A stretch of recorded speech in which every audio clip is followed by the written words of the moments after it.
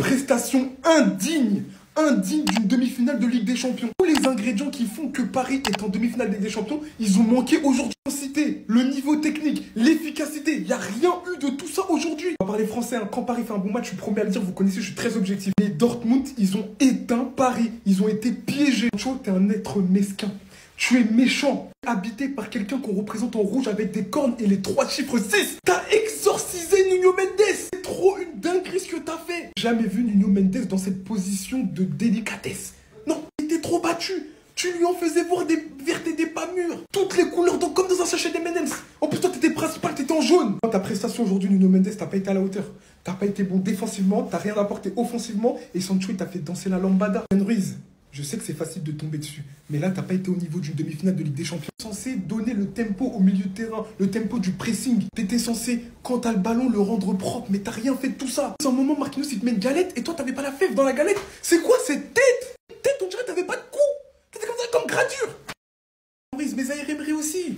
Zaïre Emery aussi, je t'ai dit, ton âme, elle est restée au Rwanda. Une dinguerie, mais aujourd'hui, clairement, le milieu du Paris Saint-Germain, il n'a pas été au niveau. Faut dire ce qu'il a. Mbappé aussi aujourd'hui, t'as mis ton poteau, t'as eu quelques bonnes petites fulgurances, mais dans l'ensemble, ta prestation, elle n'a pas été au niveau, elle n'a pas été régulière. Ça a été un patron. Non, on l'accuse toujours de faire caca culotte, mais aujourd'hui, il a montré qu'il avait des couilles. Que son sauvetage, à la fin, il sauve le Paris Saint-Germain dans la confrontation au retour. Au-delà de ça, il met un caviar pour Fabian Ruiz. C'est même pas son rôle. C'était le milieu le plus créatif alors qu'il était défenseur central. Aujourd'hui, rien à dire, Marquinhos. Tu peux dormir sur tes 2 oreilles. Personne va te toucher. Bref, et parlons du match d'Adeyemi. Le mec, c'était Maldini sur son côté. J'ai pas compris. Abattage de kilomètres. Faudrait voir la fiche de stade. Combien de kilomètres il a parcouru sur son côté. C'est trop. En tout cas, le PSG, c'était une prestation indigne d'une demi-finale de Ligue des Champions. Après, il y a 15-0 au retour. Je pense que ça va le faire, mais franchement, faut se réveiller.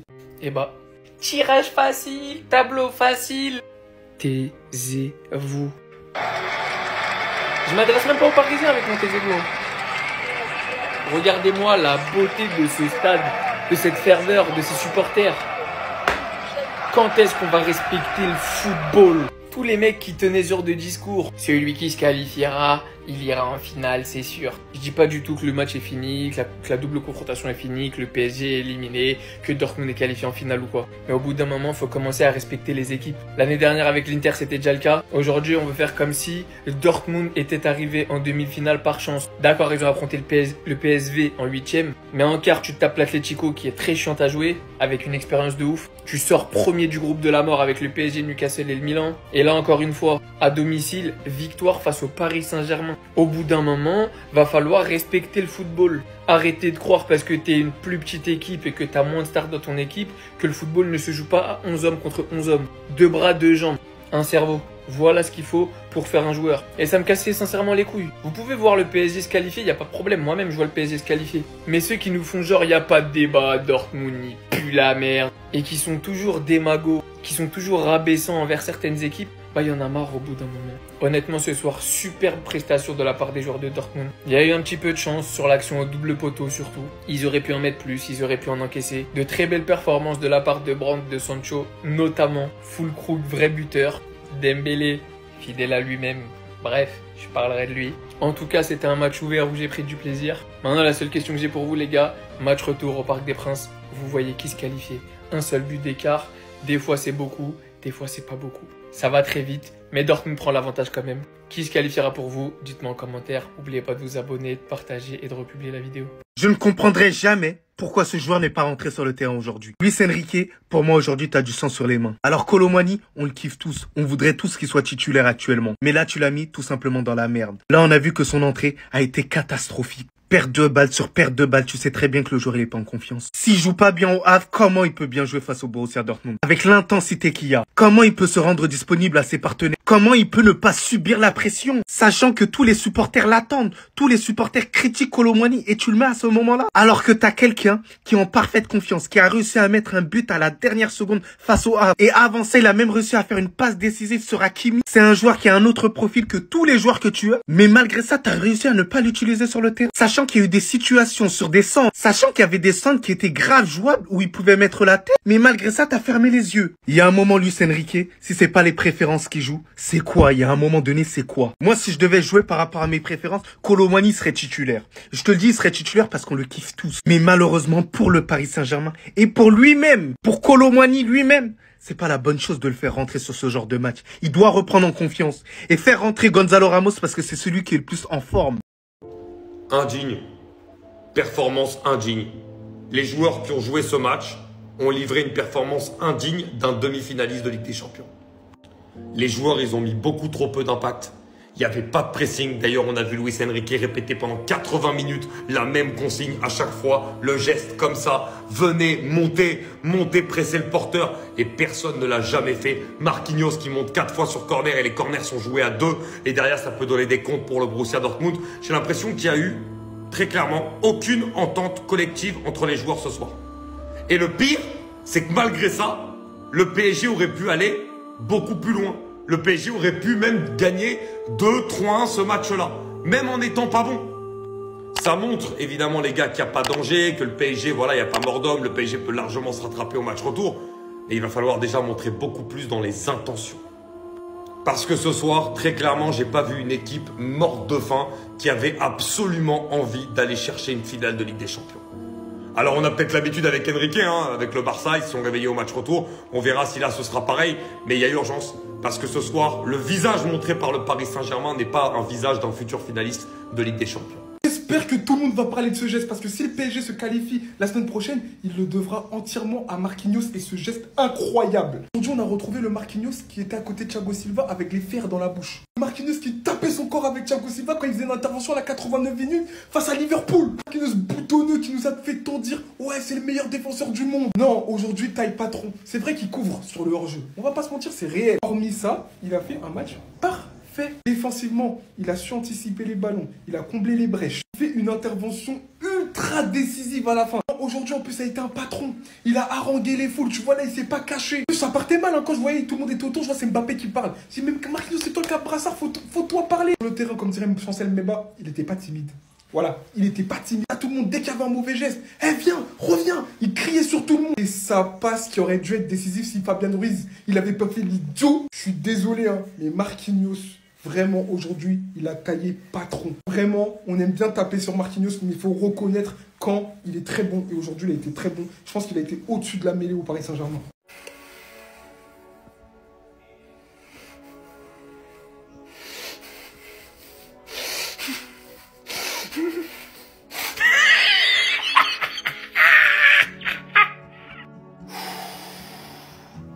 Sérieusement, Ousmane? Quand c'est pas Ter Stegen en face? Petit enfoiré! Quand il n'y a pas cet écusson en face? T'es où? J'ai eu un flashback. Tout Barcelonais, Parisien, ce soir, forcément. Quand t'as vu l'action de Dembélé, t'as pensé à cette action, t'as pensé à ce match. Me mens pas! Quand tu l'as vu recevoir ce centre en retrait, t'as pensé à ça. Et moi, je me demande juste, et s'il manquait juste un but au PSG pour sa qualif? Est-ce qu'on repensera à cette action d'Ousmane Dembélé, grand ouvert, qui n'a même pas atteint le cadre? Non, qui n'a même pas atteint le cadre. Ah mais vas-y, toi, tais-toi, il a éliminé ton club, pourquoi tu parles? Je peux pas débattre avec des gens de 15 ans qui me tiennent ce genre de discours. Je parle de football. Ne pensez pas que parce que Dembélé a surperformé face au FC Barcelone, avec des buts, avec une finition clinique et un sourire pendant 90 minutes pour faire le méchant de l'histoire, il nous a éliminés, bien sûr. Je reviendrai pas là-dessus. Il a fait un match aller-retour de Port face au FC Barcelone. Je reviendrai pas là-dessus. Il nous a tués. J'ai eu la haine de lui sur ce match avec la célébration et tout. Je reviendrai pas là-dessus. Mais c'est pas pour autant que quand je disais que Dembélé n'est pas le joueur que vous pensez et que Dembélé n'a pas la finition que vous pensez et que Dembélé te coûte des matchs par sa finition, que j'avais tort. La preuve. Combien de fois Dembélé a qualifié le Paris Saint-Germain ou le Barça et combien de fois Dembélé ne les a pas qualifiés en ratant des occasions dangereuses? Faites juste le ratio, vous comprendrez. C'est ni de la mauvaise foi ni rien. On ne sourit plus. On ne sourit plus. Voilà. Voilà. God is great. Allah ou Akbar. Dieu est grand. Dieu est grand. Bisous les Parisiens. Inch'Allah, vous vous qualifiez pas. Parce que pour ceux qui disent vous n'êtes pas pour Paname, t'as la haine de Dembélé parce que vous éliminez. Bah oui. Logique. Je vais quand même pas supporter le PSG face à Dortmund. Les gars, je viens de capter. C'était pas eux les problèmes, c'était Manchester United. Cristiano Ronaldo avait raison. Le problème, c'est vos installations de merde. Et cette grosse tête de Ten Hag, t'es un assassin. Sancho, il a gaspillé l'un des meilleurs latéraux défensivement. Nuno Mendes, il a vu l'heure. Il a affronté le joueur qui l'a mis le plus en difficulté. Jadon Sancho, il l'a fait twerker. Même son coéquipier, Sabitzer. Tu pensais qu'il était devenu nul. Mais lorsqu'il est venu à Dortmund, avec un bon plan de jeu, avec un bel entraîneur, mais qu'est-ce qu'il est merveilleux. Mais en fait, que ça me fait plaisir de revoir un Jadon Sancho de cette qualité-là. Il a fait du mal au Paris Saint-Germain. Et là, je comprends mieux à quel point c'est un crack. Mais quelle application. Même défensivement, il allait faire les efforts. Et les gars, je tombe amoureux de ce joueur-là. Adeyemi. Mais quels efforts défensifs il a réussi à nous faire. C'est du jamais vu, tout simplement. Quelle implication, même offensivement. Regardez comment il a lavé Marquinhos. Regardez comment il a poussé là. Il s'est retrouvé à ça de Marquinhos. C'était incroyable l'implication qu'il avait pendant tout le match. Donc les gars, honnêtement, c'est une victoire entièrement méritée de Dortmund. Franchement, heureusement que Füllkrug, il a pas mis certains buts parce que ça aurait pu être compliqué au Parc des Princes. Mais sinon, en vrai, ça va toi. Bon, en tout cas, bien, alhamdoulilah. Manchester United, vous avez du sang sur les mains. Ils nous ont fait croire que Sancho était fini. J'ai compris, les Red Devils, c'est le West-West. Ils chuchotaient à l'oreille de tout le monde. Eh, Sancho est fini, Sancho est fini. Mais c'était faux. C'était juste pour qu'on pense. Il était trop boosté. Et vous savez qui en a fait les frais? Nuno Mendes. Le pauvre. Haram, ce que Sancho a fait à Nuno Mendes. Il faisait que des feintes. Il va à droite. En fait, il allait à gauche. À chaque fois, il mentait. En fait, il mentait. Sancho, il doit être puni pour ça, en fait. Que comment il a éteint Nuno Mendes, j'ai rarement vu Nuno Mendes autant en difficulté. Hein. Il a joué pourtant contre les meilleurs ailiers du monde. Hein. Mais ce qu'a fait Sancho là, c'est une dingue. Croyez-moi, hein, Sancho au top de sa forme, ça fait trop plaisir. Quand tu vois un joueur comme ça, qui est libre, qui s'exprime, qui a du plaisir. Ça c'est la, comme il dit, c'est la maniane du foot. Ça. Des joueurs, en fait, t'es content de les voir s'exprimer de cette manière-là. Il est revenu, retour aux sources. Il est venu pour abattre. Il était en mission. Je vais montrer qui je suis. Et aujourd'hui, c'est l'homme de cette demi-finale que personne parle. Il a équilibré la défense parisienne sur des passes tranchantes. Il a fait sous ses efforts défensifs qu'il fallait faire au bon moment. Et quand il fallait dribbler, quand il fallait provoquer, il a éteint dans Jadon Sanchelito de la Gaviria. Non. Grandiose, sublime, subliminal, incroyable. Karim Adeyemi, mon chouchou que je suis depuis Salzbourg, je l'aime tellement ce mec. C'est vrai que depuis qu'il était arrivé à Dortmund, il avait connu pas mal de périodes d'irrégularité, c'était plus compliqué pour lui. Mais là, quel plaisir ce soir. Il a tout simplement tout fait. Offensivement, dans l'aspect qu'on lui connaît, celui de la percussion, il a été énorme. Il a fait un mal fou aussi à Achraf Hakimi. Il était exceptionnel sur son côté gauche. Il y avait rien à dire, mais également dans les efforts défensifs. En général, les joueurs comme ça, on leur dit, voilà, vraiment, occupez-vous de l'attaque, faites des différences. Et à la limite, les autres joueurs vont se sacrifier pour vous et vont venir combler un petit peu vos non-retours défensifs. Eh ben, Adeyemi, il a tout fait, même les retours défensifs, tout. Il a été énorme. Je l'ai trouvé vraiment incroyable.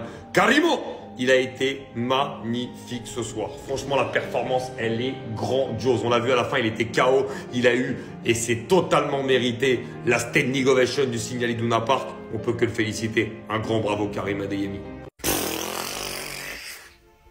On m'a menti.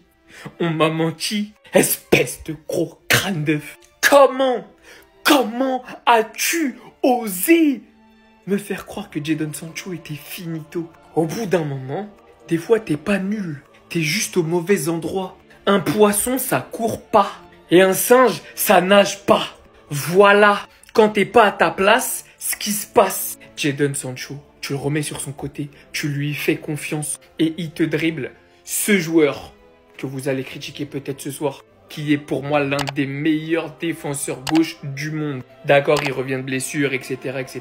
Je dis pas qu'il est top 3 cette saison, peut-être parce qu'il a pas assez joué. Nuno Mendes, défensivement, c'est solide. Offensivement, c'est solide. Combien de défenseurs peuvent s'asseoir à sa table? Très très peu.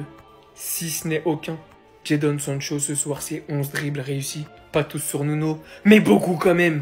Dribbler Nuno Mendes avec autant d'aisance. Il est pas finito ce joueur-là. Attention, pas de culture de l'instant. À Manchester aussi, il a fait des matchs où il a joué où il était nul. Mais le traitement qui lui a été réservé de là-bas, ne pas le faire jouer et le faire passer pour le méchant dans l'histoire qui refusait de s'entraîner. Ça se voit à 15 000 km que c'est juste Ten Hag ou je sais pas qui dans le staff qui a un problème avec Sancho. Ils ont voulu tout leur mettre sur le dos. Je suis désolé. Il est de retour à Dortmund. Il nous fait une bonne saison. Il régale. Ce soir encore, il nous fait un très bon match. Et c'est juste la preuve vivante que des fois, t'es juste pas nul. T'es juste pas dans le bon club. Tout simplement. Sous le bon coach, avec les beaux coéquipiers, dans le bon système. Des fois, c'est aussi simple que ça. Moi, franchement, je sais pas pour vous. Mais dites-moi en commentaire, vous lui mettez quelle note pour ce soir? Parce que pour moi, c'est très gros match. Dites-moi aussi pour vous, c'est qui l'homme du match d'après vous? Et surtout, n'oubliez pas de vous abonner, de partager, de republier les gars, parce qu'on s'approche des 900 000. Et que là, on va viser le million grâce à vous. Qu'est-ce qu'il a fait au bon Dieu? Qu'est-ce qu'il a fait à Luis Enrique? Non mais les gars, il faut m'expliquer. Gonzalo Ramos, déjà pourquoi il démarre pas? Alors je veux bien qu'il y ait une entente en ce moment avec Barcola, Dembélé et Mbappé. Alors ok, à la limite, tu veux pas le faire jouer, le fais pas jouer. Mais dans la physionomie du match, tu perds 1-0, t'as besoin d'aller marquer. Tu sens qu'il y a une manque de présence d'un pivot pour qu'Mbappé et Dembélé touchent plus de ballons dans des zones importantes du terrain. Et tu fais rentrer Kolo Muani. Et pourquoi? Il y en a plein qui m'ont dit « Ouais, mais parce que Nuno Mendes, etc. Après Mbappé, il défend pas, donc on peut mettre à gauche. » Donc on fait pas rentrer un mec qui est hyper bon parce qu'Mbappé veut pas défendre? C'est ça le PSG? Non mais les gars, c'est incompréhensible. Le mec, il marche sur l'eau alors qu'il est même pas titulaire. Dès qu'il est remplaçant, à chaque fois qu'il rentre, il fait la différence. Dès qu'il a des miettes, il est bon. Et même l'entraîneur, pour la confiance, rends-lui sur un match de Ligue des Champions. Rends-lui cette confiance. Et non, il lui rentre pas. Ah franchement, je comprends pas les gars. Moi je comprends pas. Voilà, ça c'est pour tous les Parisiens qui se voyaient déjà en finale. Hein. Ah, il y a beaucoup de gens qui me disaient, ouais, c'est que Dortmund, vous inquiétez pas, vous allez arriver en finale. Je vous ai dit quoi les gars? C'est parti pour le top et flop. On va commencer avec le premier top, celui qui a porté ses couilles ce soir, Marquinhos. Est-ce que vous avez vu son tac salvateur? Grâce à lui, heureusement qu'il n'y a pas 2-0. Aujourd'hui, c'est le seul Parisien qui a fait un vrai match. Je mettrai aussi en top Donnarumma. Donnarumma qui a sorti de belles parades. Bien sûr, rien n'est encore joué, mais ça casse les couilles de voir un match comme ça, en fait. Là, on va passer au flop. On va mettre Kylian Mbappé, je suis désolé. Il a essayé de faire de bonnes combinaisons, mais on l'a très peu vu. Il a peu pesé dans le match. Ousmane Dembélé aussi. C'est beaucoup encensé ces derniers temps, ok, il n'y a pas de souci, mais ce soir, t'as été gaze. On dirait que tu voulais juste marquer contre le Barça. Ça y est, frère.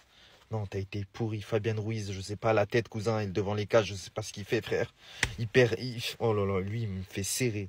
Voilà, frère. Que ce soit Adeyemi et Sancho, ils se sont baladés. Nuno Mendes, je suis désolé, frérot. Même si oui, il était incertain pour ce soir, il n'était pas 100%. Ah, ça va en flop, je suis désolé. Je vais mettre tout le reste en flop, je suis désolé. Hakimi, à un moment, il a failli marquer contre son camp. Beraldo, Starfola, Kolo Muani, ouais, j'étais mal leurs entrées. Mais il n'y a rien qui va. Il n'y a rien qui va. J'espère au match retour, on va le faire, l'équipe. On va y croire quand même. Ici, c'est Paris.